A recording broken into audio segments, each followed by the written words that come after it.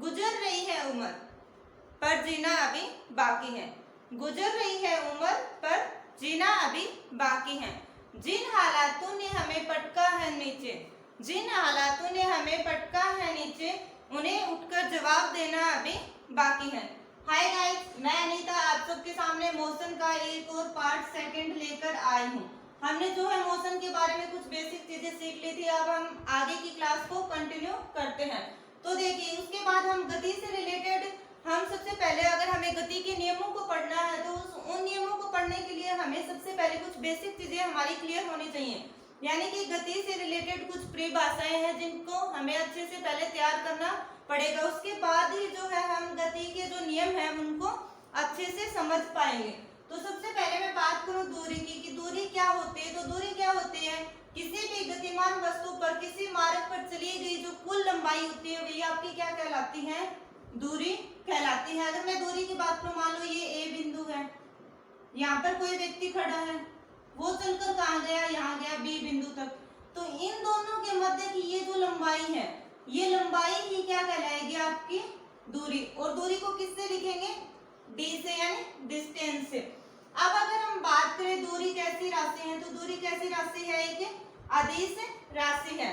इसी प्रकार अगर दूरी का मात्रक पूछे आपसे, तो दूरी का मात्रक आप क्या बताओगे, मीटर, यानी इसको एम से प्रेजेंट करते हैं, जो हम किसमें पढ़ चुके हैं, एसआई मात्रक जो हमने पढ़े थे उसमें हम ये बात क्लियर कर चुके हैं। अब अगर मैं बात करूं दूरी जो है कैसी, दूरी का मान हमेशा कैसा रहता है, तो दूरी का मान हमेशा आपका क्या रहेगा, पॉजिटिव, यानी कि धनात्मक। इसके बाद अगर मैं दूसरी परिभाषा की बात करूं, विस्थापन यानी डिस्प्लेसमेंट, इसको भी डी से ही क्या करेंगे, प्रेजेंट करेंगे। तो ये क्या हो जाएगा, यानी कोई भी दो वस्तुएं हैं उनके बीच की जो भी न्यूनतम दूरी होती है उसी को हम क्या बोलते हैं, विस्थापन। जैसे प्रारंभिक तथा अंतिम स्थितियों के बीच की न्यूनतम दूरी को ही क्या बोला जाता है, आपका विस्थापन बोला जाता है। मान लीजिए कोई व्यक्ति यहाँ खड़ा है, ये यहाँ से चल के ऐसे ऐसे घूम के क्या किया, ये यहाँ आके खड़ा हो गया। तो इसने देखो ऐसे घुमा, ऐसे गया, ऐसे मुड़ के गया।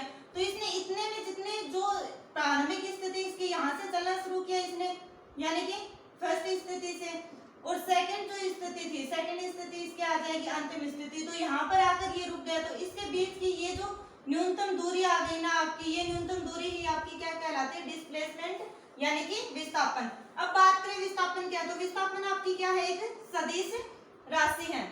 उसके बाद आपका आता है चाल, यानी स्पीड क्या है।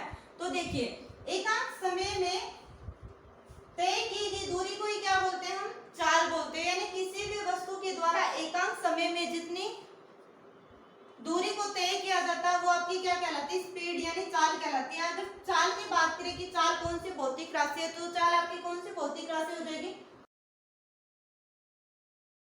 हम इनके बारे में सदिश के बारे में पढ़ चुके हैं, मात्रक के बारे में पढ़ चुके हैं, फिर भी आपको दोबारा यहाँ पर हम बता रहे हैं ताकि आपका क्लास के साथ साथ में क्या होता जाए, रिवाइज होता जाए। अब अगर मैं चाल के मात्रक की बात करूँ, तो चाल का मात्रक मीटर पर सेकंड हो जाएगा आपका। देखिए, चाल का फॉर्मूले की बात करें तो चाल स्पीड बराबर क्या हो जाएगा, दूरी बटे समय। चाल को किससे लिखेंगे, एस से, दूरी को किससे लिखेंगे, डी से, और समय को किससे लिखेंगे, स्मॉल टी से। अब मैं बात करूं चाल की, तो चाल क्या है, हमेशा चाल भी पॉजिटिव यानी कि धनात्मक रहती है।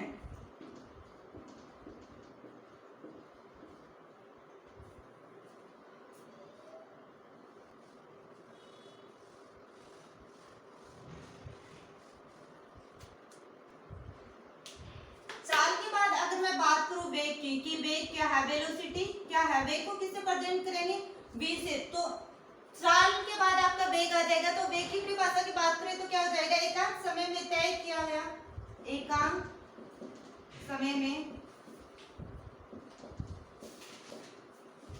तय किया गया विस्थापन।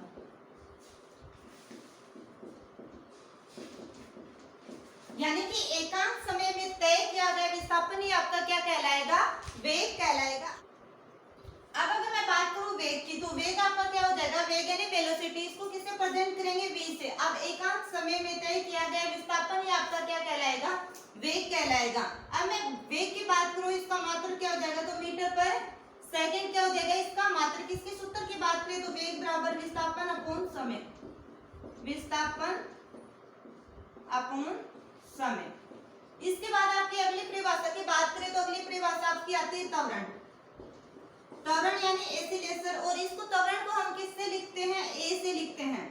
तो अब मैं बात करूं कि त्वरण एक्चुअल में होता क्या है, तो त्वरण क्या कहलाएगा, आपके वेग में जो परिवर्तन की दर होती है, परिवर्तन की दर, वही क्या कहलाती है, आपकी त्वरण कहलाती है। यानी वेग में परिवर्तन की दर क्या कहलाएगी, त्वरण। और त्वरण को किससे लिखेंगे, ए से। अब हम बात करें त्वरण के मात्रक की, तो इसका मात्रक क्या हो जाएगा, मीटर पर सेकंड स्क्वायर इसका मात्रक हो जाएगा। अब त्वरण के फॉर्मूले की बात करें तो क्या हो जाएगा, वेग में परिवर्तन, वेग में परिवर्तन अपॉन परिवर्तन में लगा समय, परिवर्तन में लगा समय। अब अगर हम यहाँ से इसकी विमा की बात करें, त्वरण की विमा क्या हो जाएगी, m0 L1 और t - 2 इसकी विमा हो जाएगी। और मैंने आपको बताया था ये ऐसे ब्रैकेट से हम क्या करते हैं, इसको दर्शाते हैं।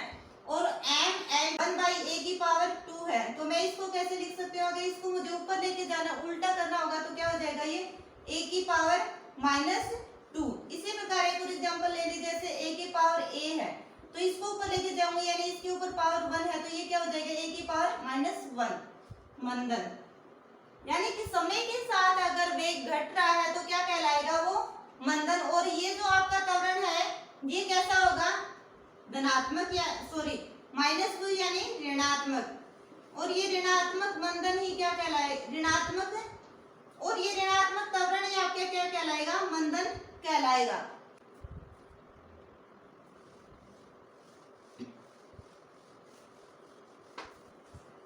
इसके बाद आपके आते हैं गति के समीकरण, कि गति के कौन कौन से समीकरण हैं।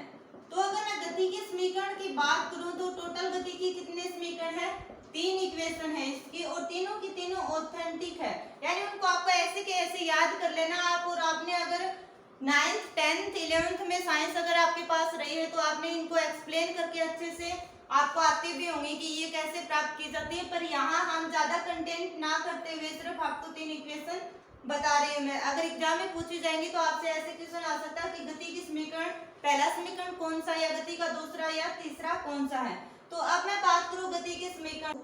सीधी रेखा में एक समान त्वरण से क्या करते, गति करती है, तो वो जो त्वरण है, वो एक समान जो त्वरण है वो क्या करेगा, दूरी और त्वरण से संबंधित एक समीकरण बताएगा, और वो जो समीकरण होगी वही क्या कहलाएगी, आपकी गति की समीकरण। तो अगर मैं इसमें 1 नंबर समीकरण की बात करूं तो 1 नंबर आपकी क्या हो जाएगी, v equal to u plus a t।